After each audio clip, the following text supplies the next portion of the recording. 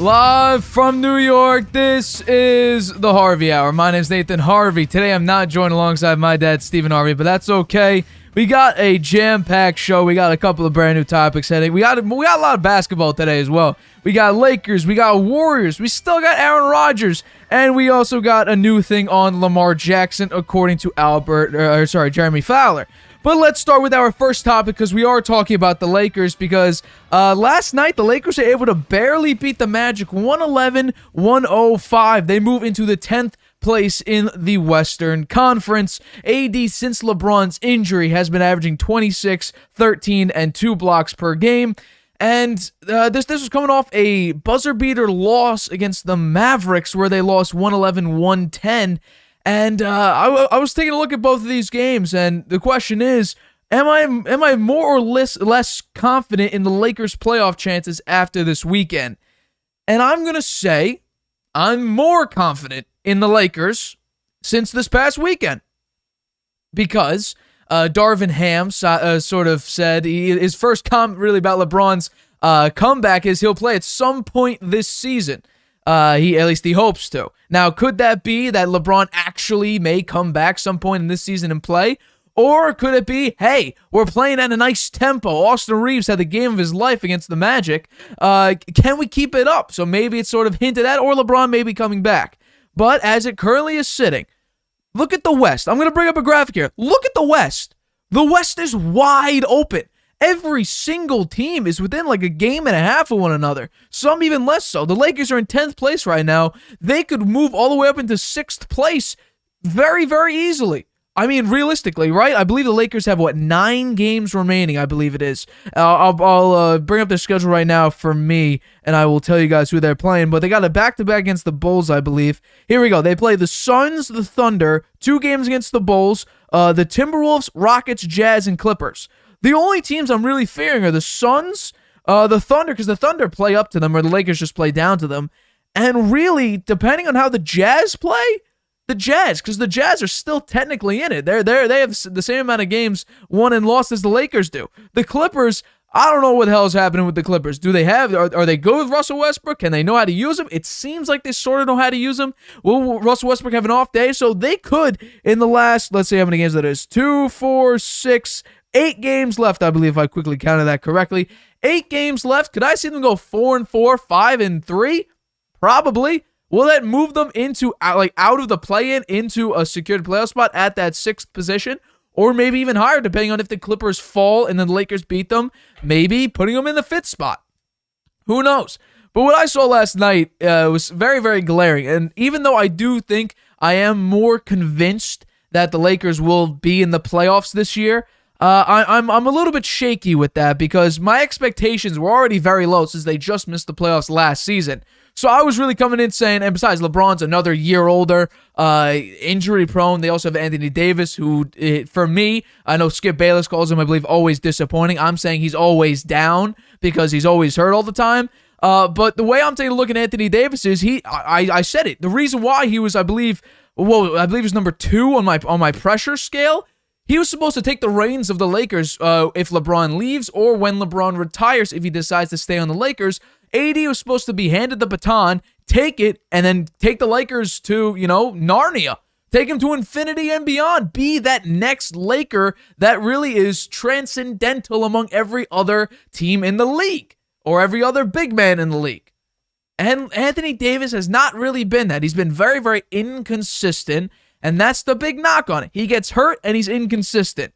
I want to talk about the Mavericks game for a second with the Lakers. I believe this game was Friday, if I'm not mistaken. I'm not sure. I don't have the date in front of me, but Anthony Davis, he actually played pretty well. He dropped 26 and 10 with 3 assists and only 1 block. He did have 5 personal fouls. But in the last about, in a 90-second span, he committed a horrible foul, missed a couple clutch free throws. He's not a very good clutch free throw shooter or really a great free throw shooter overall. And then he makes a dumb mental mistake on defense. That literally, Max Kleba literally hit the game-winning 3. And people were drawing comparisons to another game winner. I forget what other team had. It was a side-by-side comparison. The exact same setup, the exact same play, and the exact same result with the Lakers losing on a buzzer beater. So I'm not really convinced Anthony Davis is the guy. Maybe he's your best player, but he doesn't have that killer mentality for when LeBron comes here and the Lakers need him to perform, to have the killer instinct to take over and win a game.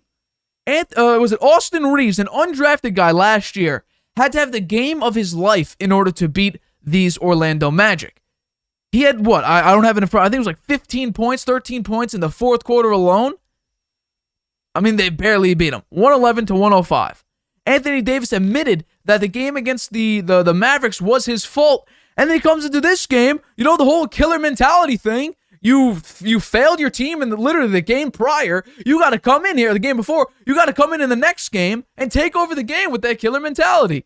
No, what he does is he puts up a wonderful game, a solid game of 15 points and 11 rebounds. That's your guy. That's the guy the Lakers are banking on for when LeBron leaves or when LeBron retires. He's going to be the next guy to step up and take over this Lakers organization. I can't see that.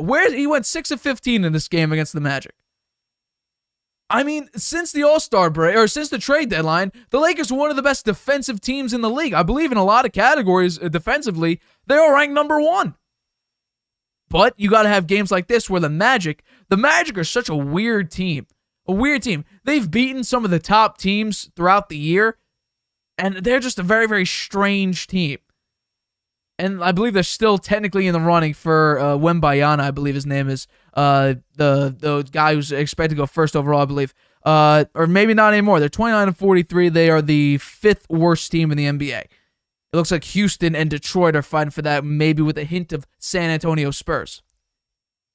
This Lakers team is a little shaky, but I'll get this off the screen for you guys. But as you saw, the West was wide open. The West was entirely wide open. Everyone from like the 12th seed to the 5th seed are like a game or a half a game to a game and a half of one another. So if the Lakers go on a run here in the last 8-9 games where they, pick up 5 or 4, though, they can go 500 and probably secure a playoff spot and maybe stay in the play-in. As of right now, they are in the play-in. And this is the expectation. With LeBron, with Anthony Davis, I know LeBron's out, but with LeBron on your team, with this expanded playoff format, I think LeBron's expected, whoever team LeBron's on, is expected to at least make the play-in. And with the way Anthony Davis played early in the year, Anthony Davis was on an MVP run early in the year, dropping 30 points, 15 rebounds. Then he gets hurt, as usual. Then you got to come in. He gets healthy again, doesn't have the same amount of production. LeBron goes out, and we're back to inconsistent Anthony Davis. And we're hoping, Laker fans are hoping, that Anthony Davis has another resurgence like he did in the bubble. Well, the bubble, he had extended rest. He came in feeling good. And what does he do? He balls out. Lakers win the NBA championship. That's what Laker fans are hoping on. That with LeBron out, Anthony Davis could finally step up and make some plays, which it seems like he can't do whatsoever. It just seems that way. Austin Reeves literally needed to have the game of his life to beat the Orlando Magic, the 5th worst team in basketball. The Lakers played a lot of defense now that Vanderbilt and Beasley are on the team, because you got wing defenders. But Anthony Davis, I talked about this. He needs to average this Mavericks game too. He was going up, his matchups were like, was it Dwight Powell, I believe? Yeah, Dwight Powell and Max Kleber, and he dropped 26 and 10. You should at least be going for 30 and 15 against those guys, because you're a lot better than them. I think when you're at the top of when you're actually healthy and performing, you're a top 10 player in the NBA, probably even higher than that, if you're on full throttle. But the thing is, though, Anthony Davis doesn't really have a full throttle. He doesn't have a high motor, a high killer instinct that all the greats have, that all the great number ones have. Anthony Davis is very, very talented. Very, very talented. But he doesn't have the killer mentality. You need to, take a team and lead them to, in this case, keep them in the playoffs. Lead them to a secured playoff spot and not just sort of glide along in the play-in and hope LeBron's back, or hope you could actually perform in order to secure a playoff spot, be the 7 or 8 seed, and advance. That being said, though, in the West is still wide open. I don't think anyone fears Denver. I don't know what it is. Denver just can't play. They just lost to the Knicks. The East this year is very much better than the West, I believe. Because the West has like Denver, and that's like 5 games or 4.5 games for the next team. The East just has a bunch, like, let's see. The Denver right now is 48-24. And then what? That's the highest record in the West. The East has 3 records higher than that. I'm expecting the East win this year. And it should be the Celtics from top to bottom are the most talented team. They should win, but they can't hold a damn lead. So we'll see. But with LeBron out, Anthony Davis needs to step up for them to at least have a shot at the play-in. Think about that. The play-in. It got expanded 2 teams. The 9 and the 10 seed have a chance to get into the playoffs. And first of all, the Lakers missed that last year. And now with Anthony Davis, who they took away from the Pelicans, and you expect him to have the same amount of production as he did on the Pelicans, because he was tremendous on the Pelicans. Several playoff runs. Couldn't beat the Warriors, but it was the Warriors in their tip-top peak prime. So we're going to see in this last 8-9 games just how good the Lakers could be. But if Austin Reeves, undrafted, second-year player Austin Reeves, has games like this where he is the number 1 player. Think about that. Anthony Davis is much more talented than Austin Reeves, but Austin Reeves literally took that game over in the 4th quarter and said, no, I got this. This is my game. This is time for me to shine. Which is very, very interesting how that turned out. But let's go into our next topic. Aaron Rodgers. Albert Breer is reporting that teams that are not really in the running for Aaron Rodgers, or just outside teams that really don't care for Aaron Rodgers, are saying that they don't believe he's worth a first-round pick because, once again, according to Aaron Rodgers, the reason why the trade hasn't gone through is not because of him. It was because of the Packers. They're trying to dig their heels in, according to Aaron Rodgers, and get as much as they want for a 4-time MVP now? And you know what? Good for the Packers. Good for them. They deserve it. Because they had to put up with Aaron Rodgers' BS for about 2 years too long. Really, it's a year too long, but I'm going to say 2 years too long to be nice. So, we have talked about this. Me and my dad have talked about this on the show. And I think, desperate times call for desperate measures. The Jets are unbelievably desperate for a quarterback. I think that's pretty much well thought through.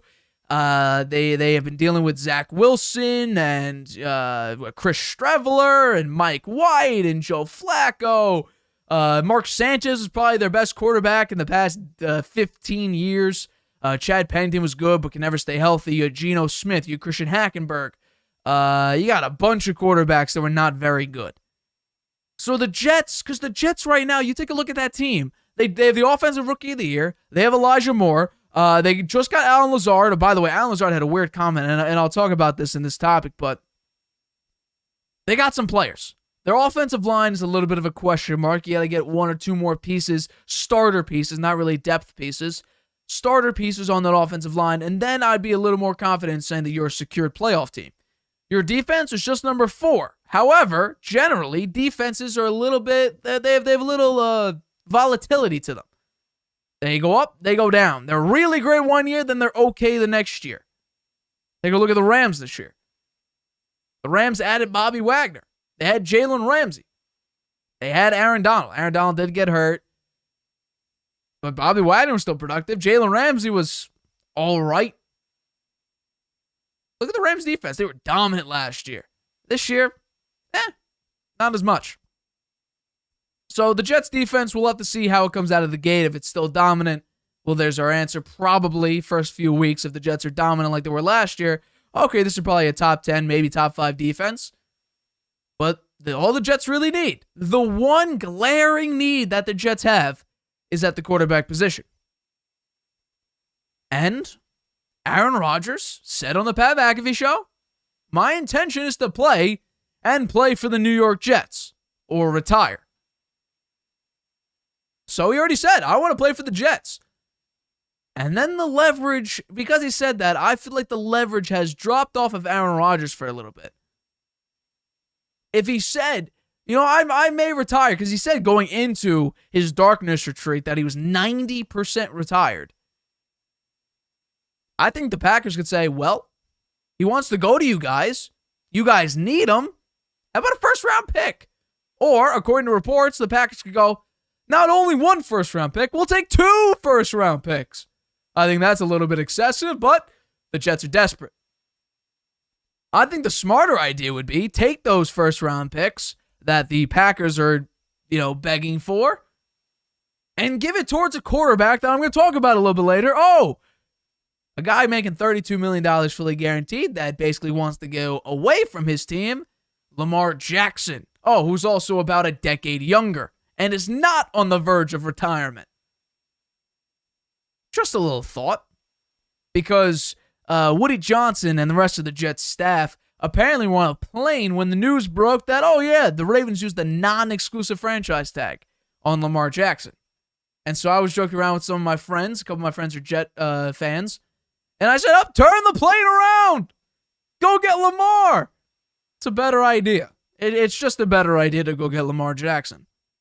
I feel like Lamar would have a bigger impact. I mean, he would be there much longer. I mean, Aaron Rodgers is essentially alone. You're basically saying, we'll take on $60 million for a guy who will only play for us 1 year out of 2. He has $150 million fully guaranteed. He's already about, we're going to say a third of the way through because he had his first year already. So he's 2 years left of that $150 million contract. So Aaron Rodgers is going to play 1 year with the Jets. The Packers are saying, give us a first-round pick. I saw a couple people saying that, different fan bases. I saw some comments underneath these posts saying, I think I would give a second and a fourth for Rodgers. But then when me and my dad have done this topic before, I get some comments saying, we got to remember, this is 1 year removed for him being a back-to-back MVP. So the Packers are probably looking, he was just MVP 2 years ago. And now he's going to a team with maybe more talent than us, at least receiver-wise. That's debatable. Running back-wise, I would still give to the Packers. That's why, and better offensive line, I think. So that's why if I were Aaron Rodgers, I would stay on the Packers, plus an easier division, easier conference. I would say the schedule is about the same to maybe the Packers have a little bit easier. You can leave that up for debate in the comments if you want. But you go over and then look at the Packers. The Packers are saying, you guys have more talent. You guys need a quarterback. You guys are desperate. They have the upper hand. Rodgers is sitting here I'm sort of waiting. I'm technically under contract for the Packers. So could we, just hypothetically, just put it out there, if the Rodgers-Packers-Jets situation does not get resolved, where the Packers are asking for a first round or more, or a first plus a skill player, and the Jets aren't willing to give up that first plus that skill player, could we see a situation where Aaron Rodgers does not play next year, but instead retires? If Aaron Rodgers, this is what I would do. If I was Aaron Rodgers, I would threaten retirement to hopefully speed up the process, because I don't think the Packers or Packer Nation wants to spend $60 million on a quarterback when they're ready to move on to Jordan Love. So if Aaron Rodgers, threatens retirement, says, I think I may retire if this deal doesn't get done, I think that may speed up the Packers. Okay, we don't want to deal with the $60 million contract. Jets, how about this? Second round pick, second and a fifth, second and a fourth, second and a conditional third. I think we can see that happen. I think it's a very, very interesting situation with Aaron Rodgers. Because, once again, he's 1 year removed from being a back-to-back MVP. And his first year without Devontae Adams, I did this as one of my hot takes. I said, Aaron Rodgers will not look good. In fact, he won't look so good. He'll look so out of whack that he'll do something he hasn't done in a decade, and that's throw 10 or more interceptions. Because we take a look at not this past year, the year before, what was his one go-to guy? His one secure spot. It's, screw it. Devontae's out there somewhere. It's Devontae Adams. And lo and behold, I think Rodgers had, 11, 12 interceptions? Look at what happened. Look at what happened. I think it's a very, very interesting situation. And according to Aaron Rodgers, it's the Packers holding up this trade. And you know what? Good for them. The Jets are desperate. Desperate times call for desperate measures. If the Jets really are that desperate for a quarterback, and if they're not feeling like spending 2 first-round picks plus $200+ million fully guaranteed on a quarterback like Lamar Jackson, well, get Aaron Rodgers on a loan. 1-year deal, $60 million you got to spend on him for that first year, and figure out what is going to happen next year. Because the Packers saying like, yeah, we want this. You want him. We got him. They have the upper hand. We're going to take a break here. I'm going to take a break here. But coming up, Klay Thompson was seen taunting Dillon Brooks at the end of the Warriors' 11th straight road loss. And also, why has Lamar not been signed to any team? Or really, no team is even trying to sign Lamar. I discussed that right after this. Introducing video podcasts on Spotify. Transform your storytelling into a show everyone can watch or listen to.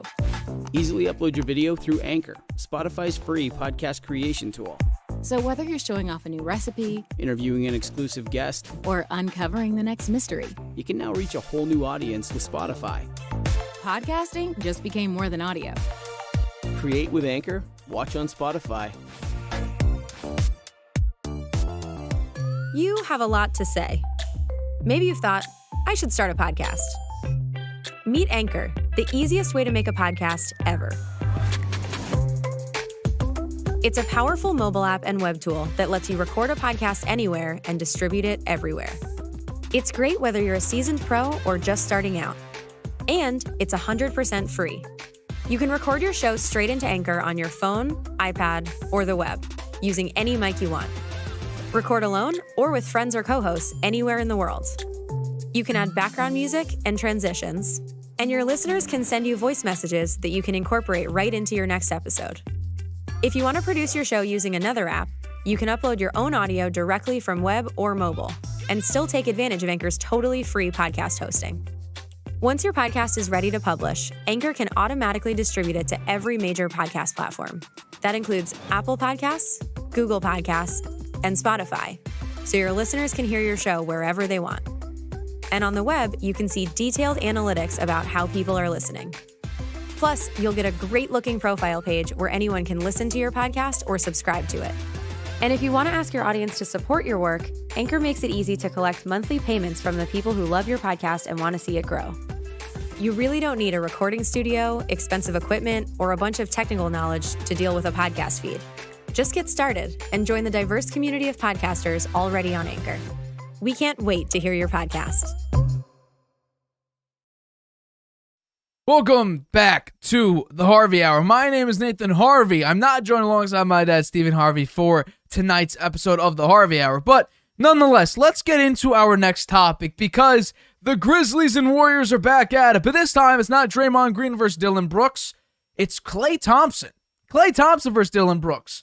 Round 2, I guess. And to no shocker, to no one's surprise, the Warriors lost on the road for the 11th straight time. They have now moved, I'm going to bring it up right now, to 7-29 on the road. They are currently 36-36. And it was at the end of the game. We're going to bring it up right now. Clay's just talking. 1, 2, 3, 4. That's how many rings he has. And then he says, you don't got one. You don't got a single ring. I got 1, 2, 3, 4. Well, I'm glad we're living, retrospectively, looking in the past. But I think we gotta realize, the Warriors, you're a 500 team talking to a team that is currently the 3 seed in the West. You are currently the 7 seed. But good for you. Good for you. Do your talking and a 133-119 loss. How about this? You stop counting how many rings you have and you update your resume. That's the great thing about sports, and especially, with teams and players trying to prove what they are, and especially a team coming from literally a NBA Finals championship. What have you done for me lately? Well, 11 straight road losses. And by the way, you are favored, according to Fox Bet, more than 10-point favorites against the Houston Rockets, who are currently the second worst team in the NBA. Crazy prediction. By the way, I believe that game is tonight at 8 p.m. Crazy prediction time for me, or maybe it's not even a crazy prediction time anymore.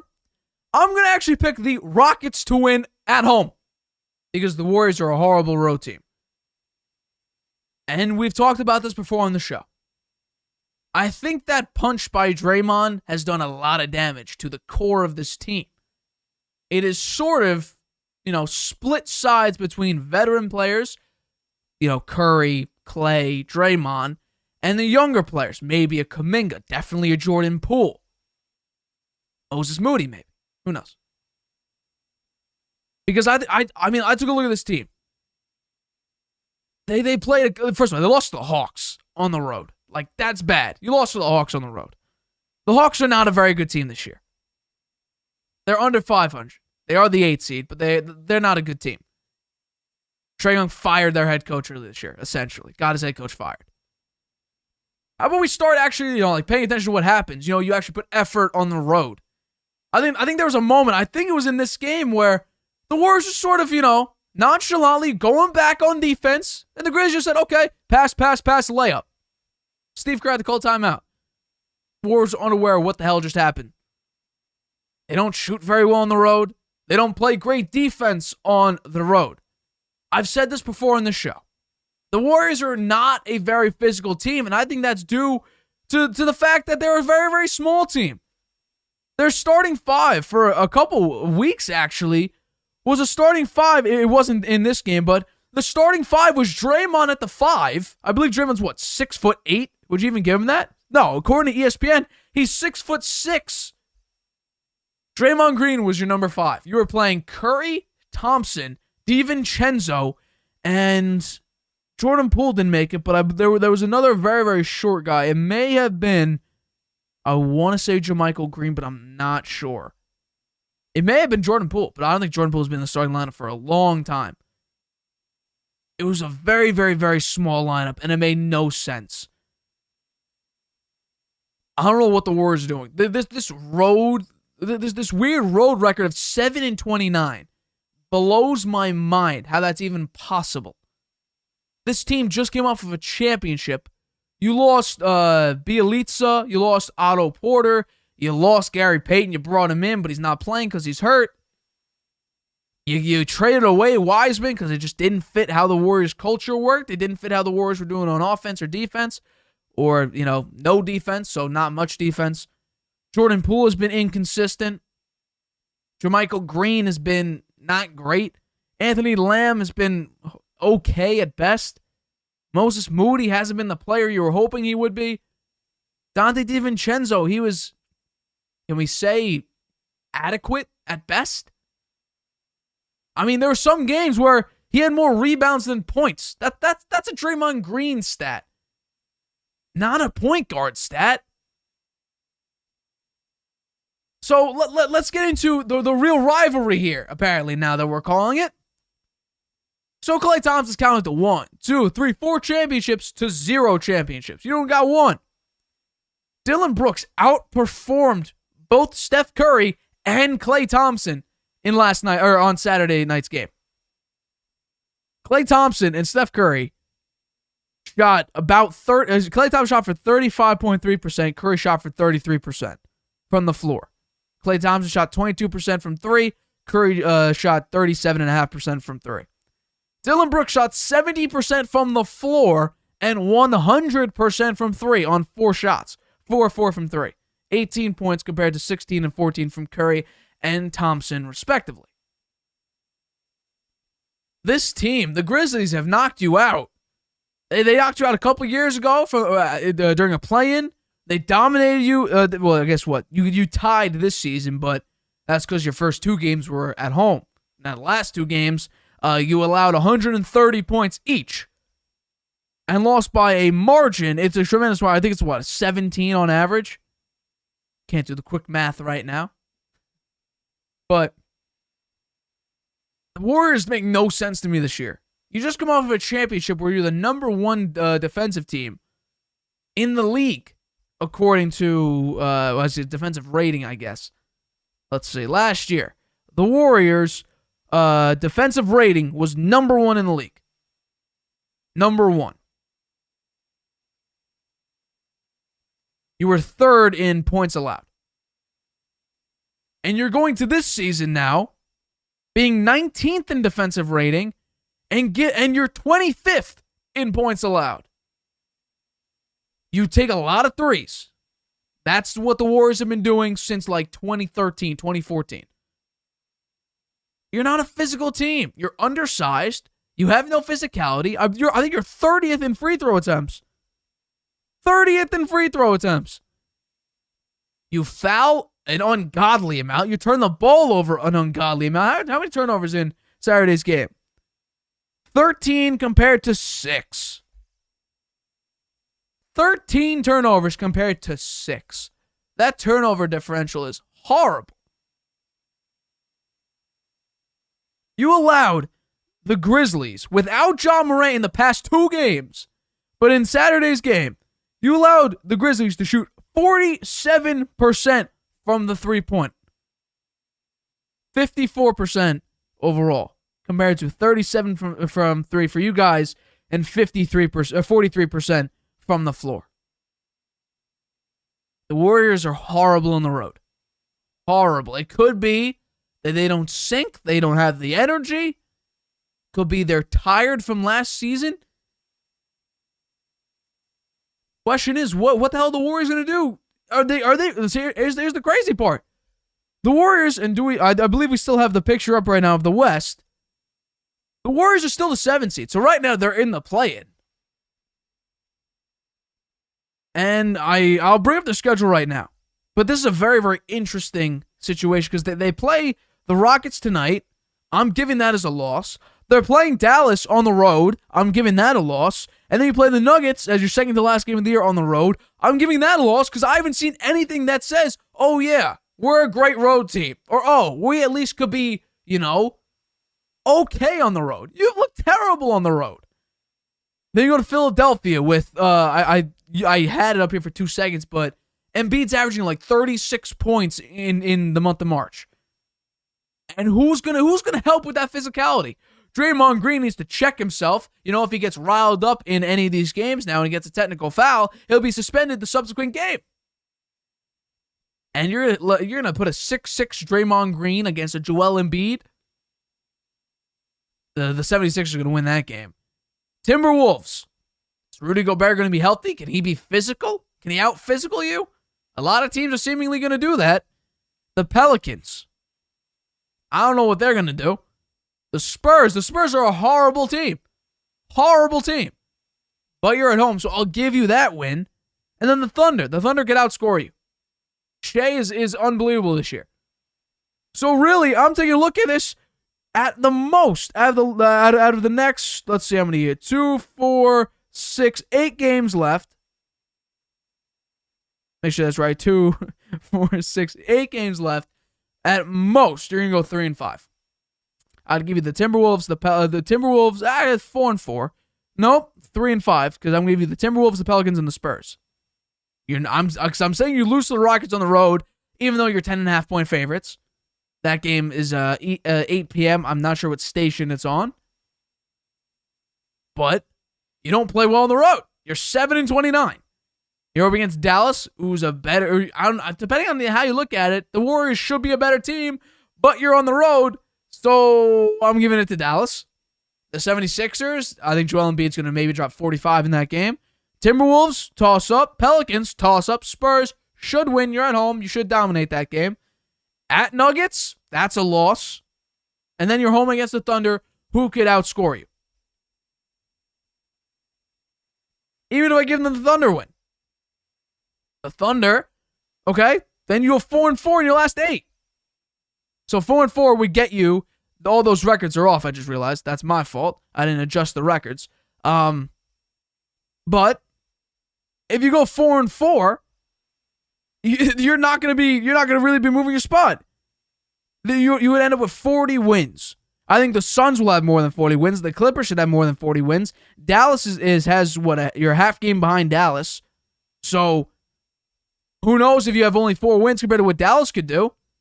Minnesota, you're only a game. Let's see where you're at. You're a half game above OKC, which I think you'll lose. I think OKC may jump you. Minnesota, you're a game and a half above them. They could jump you. The Lakers, I think, I said the Lakers go 5-3, should be able to go 5-3. I think we may need to be in a situation right now where the Warriors miss the play-in. I think that is a serious chance. But let's just say they do make the play-in. I think they're the 9 or 10 seed. You play on the road, you're screwed. You're absolutely screwed. So Klay Thompson taunting Dylan Brooks about the 1, 2, 3, 4 championships. I don't think it matters. I really don't think it matters that you have 4 championships. Because what have you done for me lately? Oh, go 7-29 on the road. And any look of cohesion for this team, out the window. 0% chance everything works out for you guys in the end. This is a crazy situation where Warriors went from NBA championships and Curry playing the best series and some of the best games of his life, the most clutch games of his life in the playoffs, and against that Celtics team to literally trash. If they play on the road, I mean, people say, oh my God, this team beat the Warriors. But you take a look, the Warriors are on the road. I don't think beating the Warriors on the road is a very hard thing to do. In fact, they still have only a better record than 2 other NBA teams on the road. I believe it's the Rockets and the Detroit Pistons, who are currently, let me take a look here. The 1 and 2 worst teams in the NBA. You tell me. Is it hard to beat the Warriors on the road? Because apparently, the Warriors have only beaten 7 teams on the road. I'm going to go with, Rockets win tonight, and then we move on to what other team? The Rockets, and then you play the Timberwolves? I don't know. I'm trying to get up in front of me again. Regardless. I know you play the Nuggets on the road. So I'm going to go with, I don't have it here, but Warriors, like I said, 3-5, 4-4 at the very best. What's happening? Who knows? But let's get into our last topic here. We're talking about Lamar Jackson once again. By the way, thank you everyone out there for blowing up that video. I think I checked today, it's like 400-something views, 10 likes, so thank you everyone out there. So, according to Jeremy Fowler of ESPN, he said on SportsCenter over the weekend, quote, teams are probably slow playing this. The draft could be a good indicator because you have a team like the Colts at number 4. If they feel like they can't get the quarterback of the future they wanted to draft, maybe they pivot to Lamar Jackson.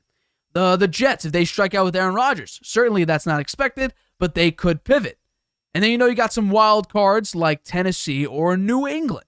Teams that like to run the ball, you never know.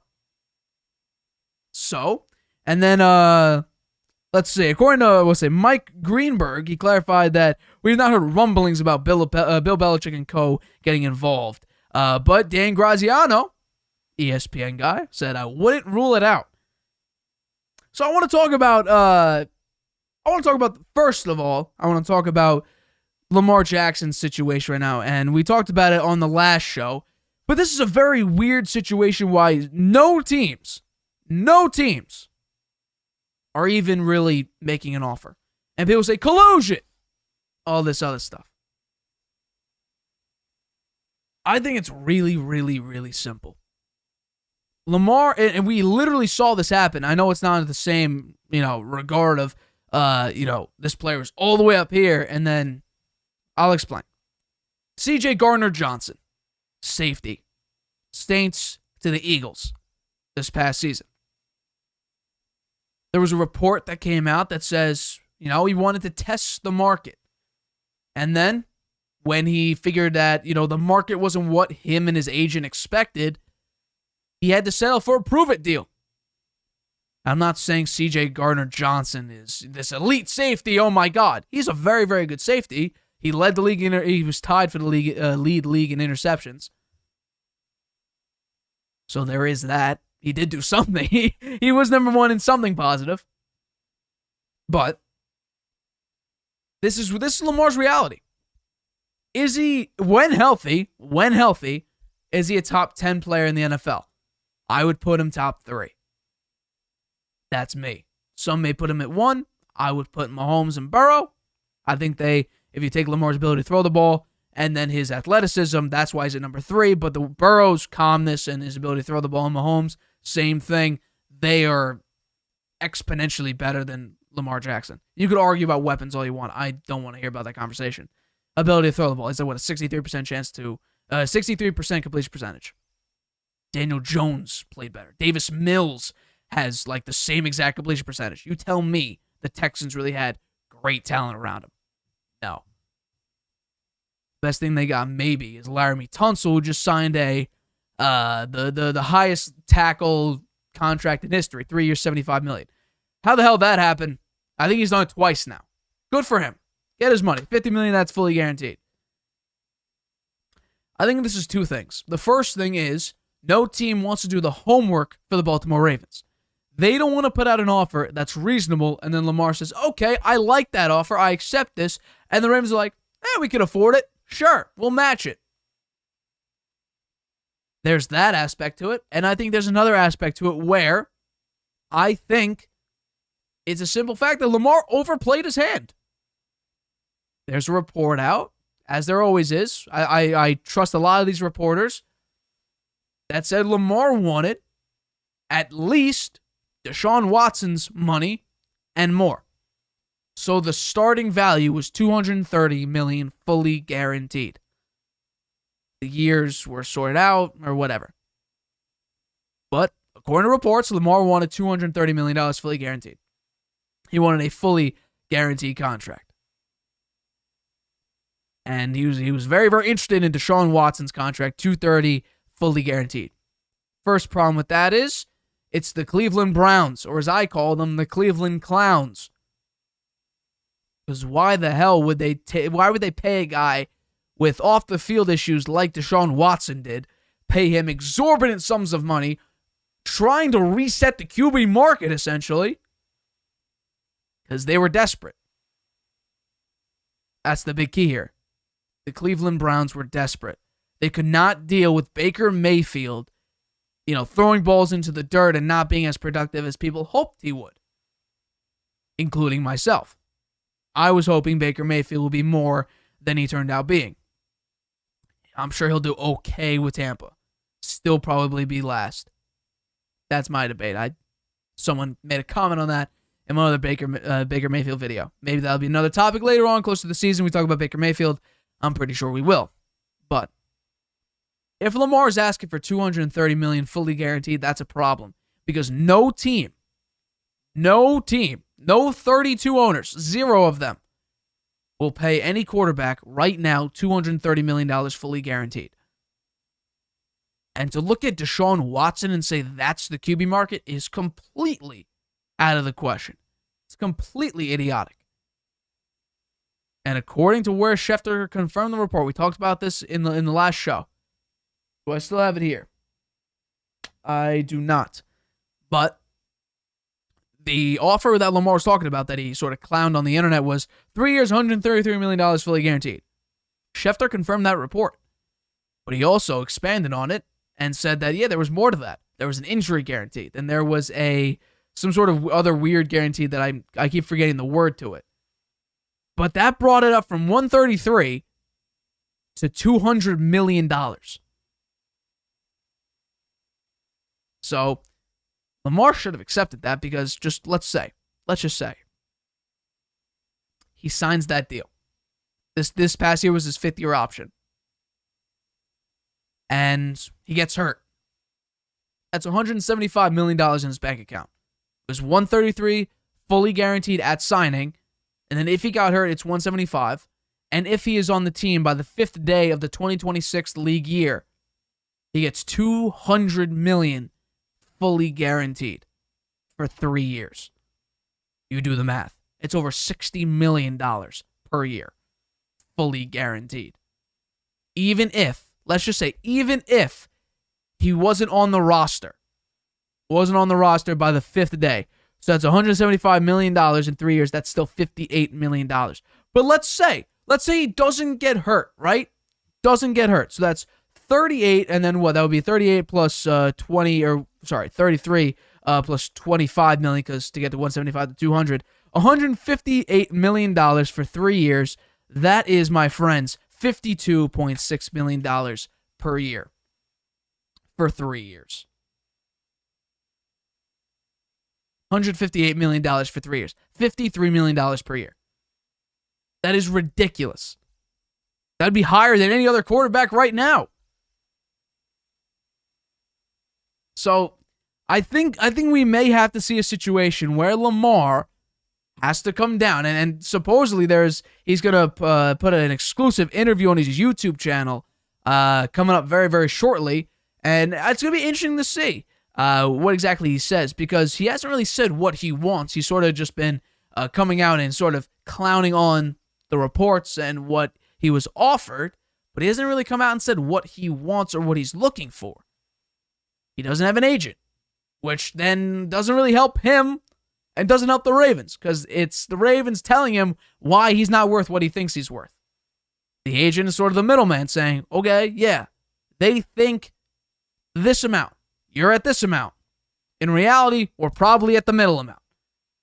Lamar doesn't have that. He has himself, and his mom is helping, along with the NFLPA and the Baltimore Ravens. So Lamar's hearing it from the Ravens why he's not worth, just for the sake of this, $230 million fully guaranteed. The Ravens are banking on Lamar finally caving in, or another team saying, you know what, we'll give you a reasonable offer. Here you go. And then the Ravens say, okay, let's say the budget, yeah, that fits in our budget. We'll take that offer. Lamar, let's do this thing all over again. That has a whole world of problems, because then Lamar could be like, why did you just offer me that in the first place? But I think we may need to see, it's not going to be exactly like a CJ Gardner-Johnson where it's a prove-it deal, where it's a 1 year, I think he got 1 year, $8 million on a prove-it deal. I just think it's going to be, hey, like I said, Lamar, for me, his contract for me is 6 years, $300 million, $200 million that fully guaranteed, which that is an exorbitant amount of money. It's a tremendous amount of money. But he's worth it. His talent is top 3 in the league. You could argue, some people may think it's top 10 or top 5. I think it's top 3. You could argue for number 1. But I think the general consensus would be Mahomes is number 1. Then you could argue Joe Burrow, Josh Allen, Trevor Lawrence, whoever you want to argue, Lamar Jackson. For me, Lamar's number 3. When healthy. That's another key part of it. When healthy. I found this very interesting because I'm always looking at how to develop the show, how to get facts for the show and everything like that. So I took a look at it, and I realized maybe another aspect of where the Ravens are coming from. The Ravens have won with, dare I say, below average quarterbacks. They won with Trent Dilfer and Joe Flacco. And then you may say, well, they weren't the reason really why they won those. You're right. Exactly my point. You're making my point for me. They won because of a stellar run game and a tremendous defense. Now you may say, because I looked this up. Oh, the Ravens had the 17th best total defense or whatever when they won the Super Bowl with Joe Flacco. That Joe Flacco in the playoffs is a different type of player. You got to do research on why Joe Flacco steps it up in the playoffs. But they made it to several playoff runs with top 5 defenses. So the Ravens, they just had a great defense this year. It's kind of like the Patriots. I think it's a bad idea, but it's the way they've been rolling for years. Develop a tremendous defense and hope that defense and the run game carries you. It's a very old school type of football way. The Steelers did it in the early 2000s. Jerome Bettis and a tremendous defense. The Patriots did it. Tom Brady not being Tom Brady yet. They had a phenomenal defense and an incredible run game. That's the way they won. That's the way the Ravens won. They had Ray Lewis and Ed Reed, Terrell Suggs. An insanely good defense. The Ravens this past season, I'll bring it up right now, had the 9th total defense. And they won games with Anthony Brown and Tyler Huntley. It didn't look pretty. Did not look pretty whatsoever. But I genuinely think, I could be wrong. I very well could be wrong. I think if it gets to a situation where Lamar sits out or they give him up, I think the Ravens feel pretty confident in drafting like a Max Duggan or Stetson Bennett. Someone in the later rounds, stir up that defense, and seriously have a shot to make the playoffs. I think that, I'm not saying they will, I'm saying that could be the mentality of where the Ravens are coming from. Do I think it's a dumb mentality? Yeah, I don't think it's very smart because, this NFL now is no longer about defense. Tell Bill Belichick that. It's more about offense, which is what Sean McVay's doing. He's saying, screw defense, pile in on offense. So I just found that very, very interesting. But I do think this will wrap up this episode of the Harvey Hour. A shout out to my grandpa. Thank you for being the number one fan of the Harvey Hour. I greatly appreciate it, and I believe you know that I appreciate you being the number one fan of the show, watching every single episode or about every single episode when you can. So I do greatly appreciate that. And thank you to everyone else out there who watches these live shows. I appreciate it. You'll see in the clips that are going to be uploaded tonight and throughout the week, the graphics will change for that first topic and for this past topic. I forgot to fill in the records, but I'll do that for the clip, so don't have to worry. But for this episode of the Harvey Hour, my name is Stephen Harvey. I thank you all for joining and watching this episode, watching this live show of the Harvey Hour. Make sure to tune in Friday. I'm sure my dad will be back for Friday's episode. Hopefully it's more free agency news, NBA news. We may talk college basketball, maybe. It's very, very interesting. Also, shout out to St. John's. They signed, Rick Pitino? I'm not exactly excited about that signing. I go to St. John's, so this is kind of cool news for me to have a coach like that. What's it say? He's the only coach. He's taken 3 schools to the Final Four and won NCAA titles with Kentucky and Louisville, and now he's coming over to St. John's.